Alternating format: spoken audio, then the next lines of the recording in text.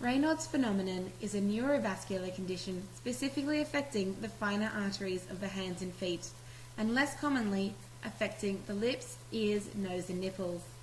The cold, numb feeling of the extremities is caused by arteries vasospasming, temporarily restricting blood flow to the skin. Their episodes can last from anywhere between a couple of minutes to several hours. Around 5% of the population has various degrees of Raynaud's, with the condition being more commonly seen in women.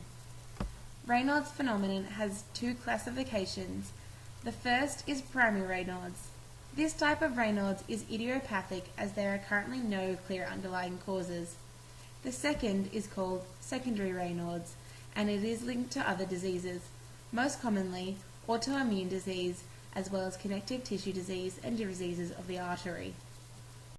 Characteristics of primary Raynaud's include a younger age of onset, symmetric attacks, absence of tissue necrosis, ulceration and gangrene, normal nail fold capillaries, absence of symptoms associated with secondary state, negative tests for autoimmune disease, history of migraine headaches or Prinzmental's angina, and are usually hereditary.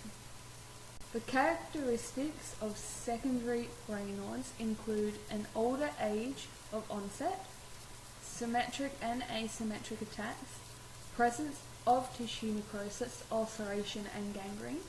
Episodes are painful and associated with ischemic lesions. Evidence of microvascular disease in the nail fold capillaries. Symptoms associated with secondary state are present, such as positive tests for an autoimmune disease, and the history of environmental or occupational predispositioning factors are present. Diagnostic tests can also be used to identify Raynaud's, such as a cold stimulation test, nail fold capillaroscopy, and blood tests. A cold stimulation test involves a temperature monitor being attached to the fingers or toes and then exposing them to cold temperatures, such as placing the hands and feet into ice water baths briefly. The monitor then reads how long it takes for the area to return to their normal temperatures. A nail fold capillaroscopy can be paired with the cold stimulation test to provide more conclusive results. A nail fold capillaroscopy involves placing a drop of oil at the base of the nail and then viewing said nail under a microscope. If there are microvascular abnormalities, then the patient may have a disease that is linked to Raynaud's, for example, scleroderma. Blood tests can also be used in order to diagnose any underlying disease or affecting condition. These tests may include anti-nuclear antibodies test, a search for increased stimulation of the immune system, which is common in individuals with connective tissue diseases and autoimmune disorders, and an erythrocyte settlement test. An examination of the rate of settlement of red blood cells at the base of a tube, as an increased from normal rate may suggest an undiagnosed autoimmune or inflammatory disease.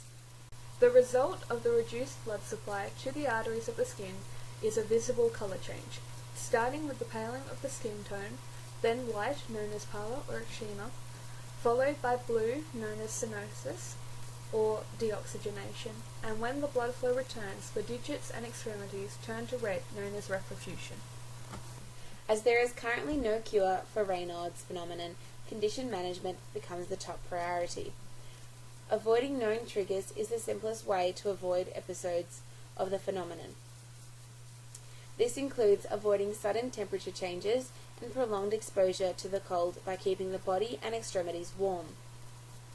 Individuals with Raynaud's can engage in stress relief activities such as yoga and light exercise, as well as avoiding stressful and emotional situations.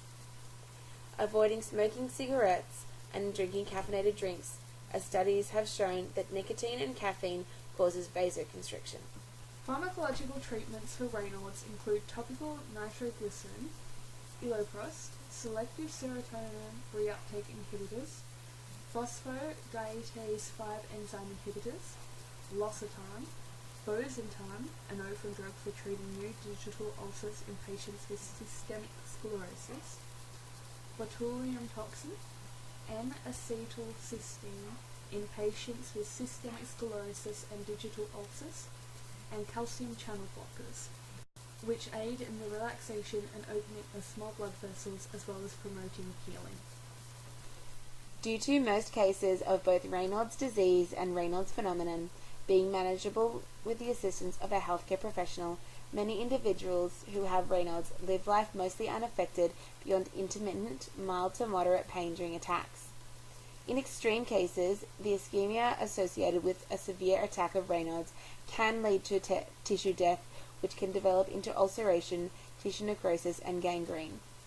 These more extreme cases may require further interventions to be explored by the individual and the assistance of a healthcare team, pharmacologists, and surgical procedures.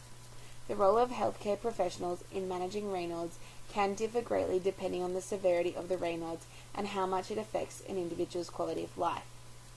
Podiatrists may join the multidisciplinary team to manage ulceration of the foot, including dressing wounds, debridement, and reducing pressure through the wounds.